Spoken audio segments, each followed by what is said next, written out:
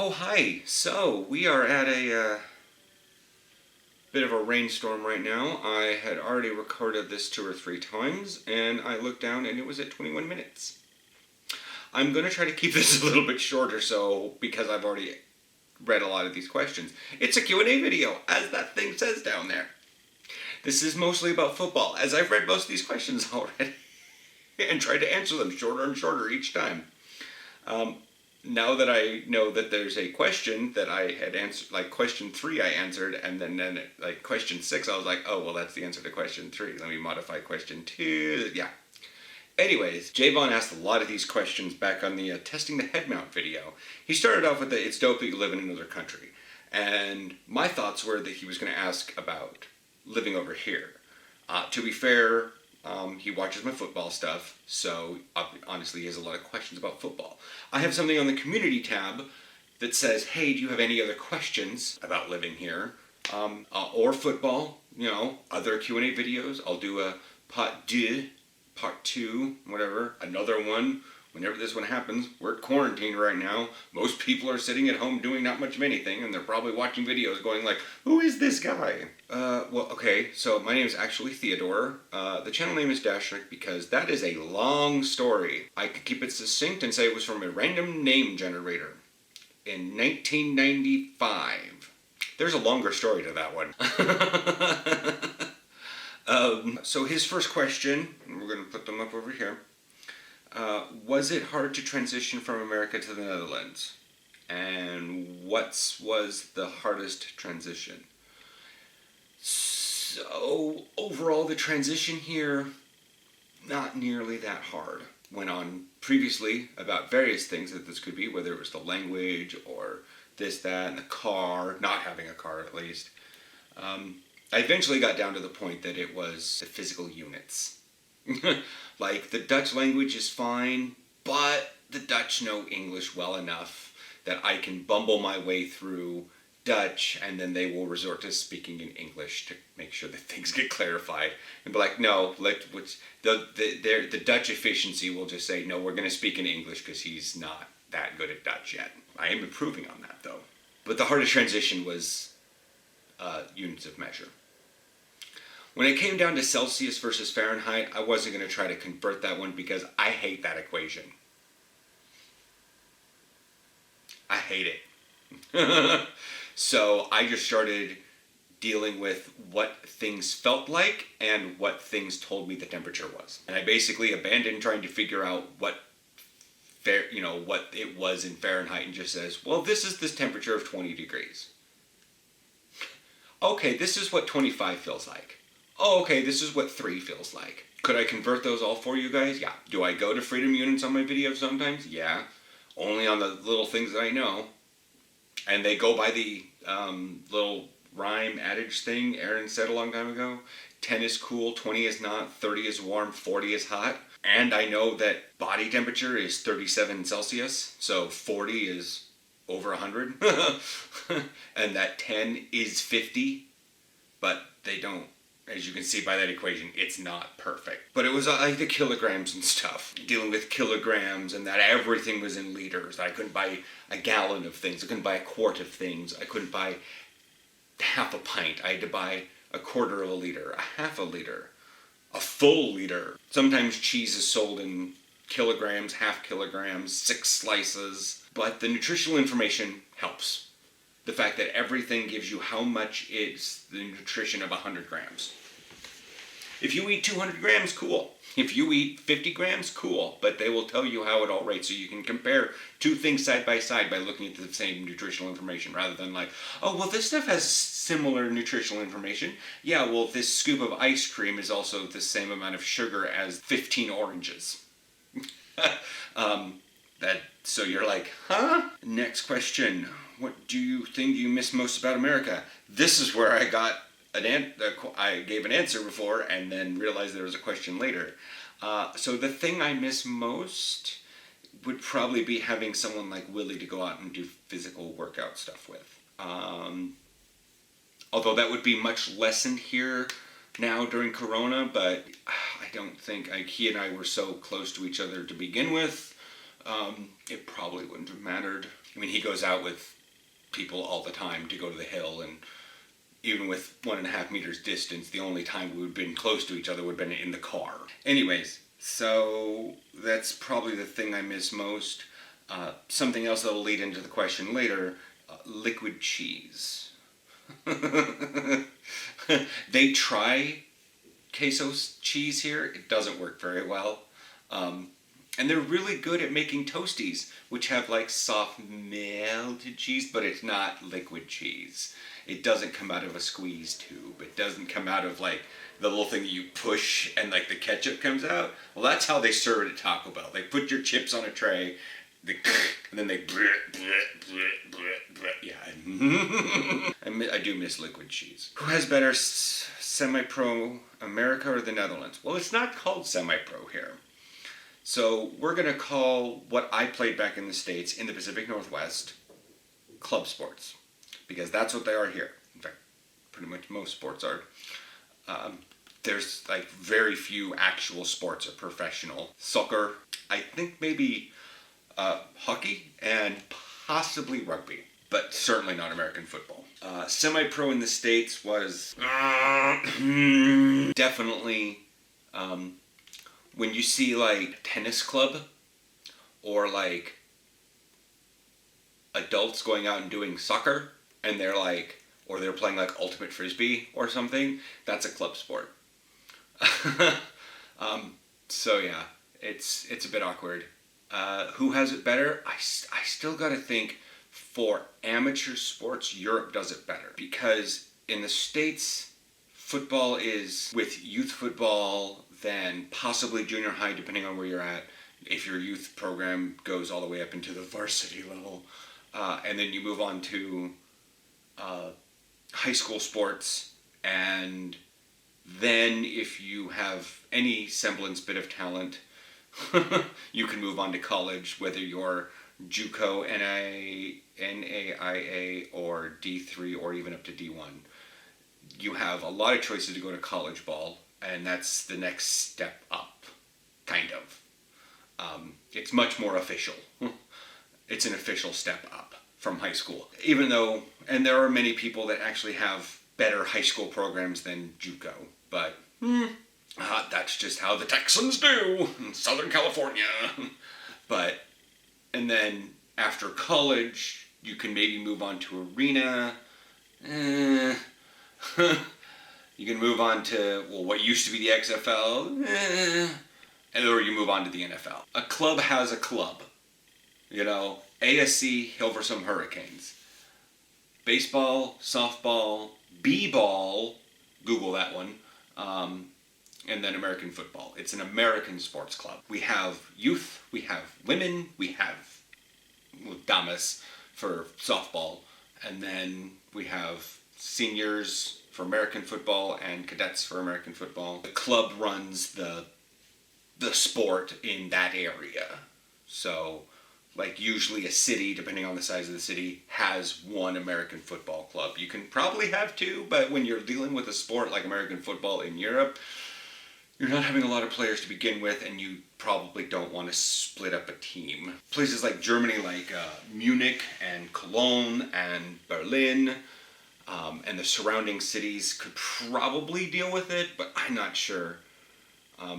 Like Amsterdam has two teams. They have the Crusaders and the Panthers. And that's just basically saying West Amsterdam and East Amsterdam. Most every other city has only one. But in terms of functional clubs, they do it better because they have actual physical clubhouses. And like, by and large, many teams have their own field. Whether it's turf or not is up in the air. But many teams have their own field. In the States, we did not have our own field. We had to rent out school stadiums. So if the high school sports were in the process of doing something like soccer or track, we didn't get to do anything that day for practice. What American restaurant do you miss the most? It would be Taco Bell. Technically, they have a Taco Bell here, but it's not the same. It's so not the same. Like, they pretty much are enforcing you to give an option of what sauce you want in your taco. Like, I did not realize that when we went there. Another restaurant that was in Portland area, not sure how cross nation it went, is Mod Pizza. They do exist here in some sort of Friedrich Leitz, like Limerick, Jehoshaphat Square thing in the center of London. There's one of them there, and I think it's relatively okay, but with Corona and Brexit, I'm not sure how getting to London anytime soon is going to be. May not be until next year. Have you seen anyone on current or past teams that have the talent to be in the NFL? No. In terms of current, no. The Netherlands is not at that level. Do I see people that have talent to get into colleges to then further their skill to get into the NFL? Possibly. But I wouldn't want to extrapolate that one too terribly far. Because, yeah. On my past teams, no. And that's kind of a function of how Semipro worked in the States. If they had the talent or the skill to get into the NFL, they would have been in the NFL. And then they would have been in there and probably retired from the NFL. There's kind of a joke that it's the wash-up group. People who have washed out of football go and play semi-pro. I'm one of the weird people that starts playing in semi-pro. Like, I started into semi-pro much like people start playing here in Europe. I could go into this one more in depth. Let's move on to the next question. Have you almost quit football before? No, because I swore after my breakdown at 32, and I finally started, going out and trying to play football and yada yada, like doing all the things with the Monarchs and the Pit Bulls and the Cobras, that the sport was going to quit me before I quit it. I have since refined that one. There are injuries that will cause me to go, no, my life is more. But the general motivation of, I would have to be literally kicked off every team, which I thought so was in the States. It's not so much here. And that's why it's been refined. But have I thought about quitting? Most all of my setbacks have led me to, I'm sad for a day, and then, like, oh, I'm so sad. Let's go. I broke that. Have I quit? No. Almost quit? No. And as I've made a couple jokes to people who came back this last recent season, it's only retirement when you don't come back. Then it's a hiatus or sabbatical. What's the one thing on the football field you have most improved on? I don't know. Ed says it's getting down, getting in there. Felix said it was like my reads were spot on, my dude. He said my dude, but okay. And yeah, that's interesting, but so I'm still hesitating on a lot of things for linebacker, but I think with another practice season, I'll be absolutely tearing it up next year. Got a plan for the future as if September is just going to start into the practice season. Still many months away. Have I improved a lot this last season? Yes. Because I didn't have the worry about moving and contract being canceled and all this jazz I had. And being around new people. So I was much more in tune with stuff. I'd gotten to know the guy, so I didn't go back in being like the new guy, new scared, shy person. Top 5 favorite NFL players. Well, you know what? Here we go. Luke Kuechly is number 1.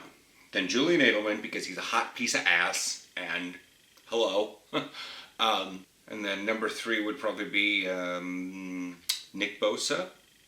Hot piece of ass. Luke Kuechly, he's cute, but I also like him as a linebacker. Watching Julian Edelman, yeah, he's cute. I don't like when his beard gets way out there near the end of the season, but the way he moves and jukes around definitely reminds me of Willie. And so I kind of watch Julian Edelman as I watch Willie. Not in that sexual way. I leave that for Edelman, not Willie. But yeah, and then Nick Bosa just... And then, honestly, I'm really liking the defensive ends because I'm going with J.J. Watt because he's one of those good-natured people that, like, tears up on the field. Kind of like Luke Kuechly. They're in that same sort of, like, cuddly giant. You're just like, oh, you're such a wonderful, like, you know, good personality in person. And then you look at him on the field and you're just like, there's that internal monster. And that's kind of what I want. I want to have that internal monster that comes out on the field, but I want to be able to get off on the field and do stuff like this. And be my wonderfully charming, charismatic... maybe not the hair. But yeah, that sort of thing, where I can, and then go out there, you know, find a running back and baptize him, and then look at the quarterback and be like, what, Diego? I just ended your damn running back, and then come off the field. Like, you know, I want it to be like that. And 5. I guess with just like the shock and awe, and I always know that something weird is going to come out, and it's sort of like, I like to watch the Packers just for Aaron Rodgers. Just because it's like he's got that Hail Mary arm, and you're always like waiting for it to come back. You kind of want to have like that Leonardo DiCaprio, like, ooh! Meme right there, because you're just like, you know, when the offensive line has kept him in a safe pocket for a long period of time, where he's spilled out all the way to the side of the field, and he's got and you can count that 1, 2, where nobody's anywhere near him, and then for some reason the cameramen just like, they're pan out, and then suddenly you're just like, here we go, here we go, here we go, here we go, and he just, and you're just like, and it gets that slow motion in your head where you're like, you know, you're just waiting for it. I guess Aaron Rodgers, because he has those moments and whatnot. So yeah, that's that. Maybe you guys agree with those. I don't know. I'm gonna head out. The sun looks like there's a bound rider. What do you say right now? In the next 3 hours, we have a little bit of something coming up at about 4:30. Aaron's not gonna cook till later anyways, so maybe I'll just wait till like 5. Check for you guys later.